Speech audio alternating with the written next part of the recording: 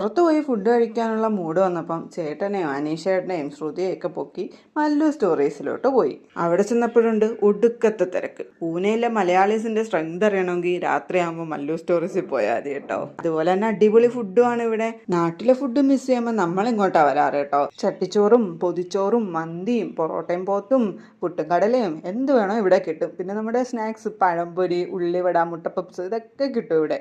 അന്യായ ടേസ്റ്റുമാണ്, അധികം വിലയാവില്ല, പിന്നെ നല്ല വൈബുമാണ്. അപ്പോൾ ഇവിടെ ഇരുന്ന് കഴിക്കണമെങ്കിൽ 1 മണിക്കൂറിലേറെ വെയിറ്റ് ചെയ്യേണ്ടി വരും. അതുകൊണ്ട് ഒരു പാഴ്സലും മേടിച്ച് നേരെ വീട്ടിൽ പോയി.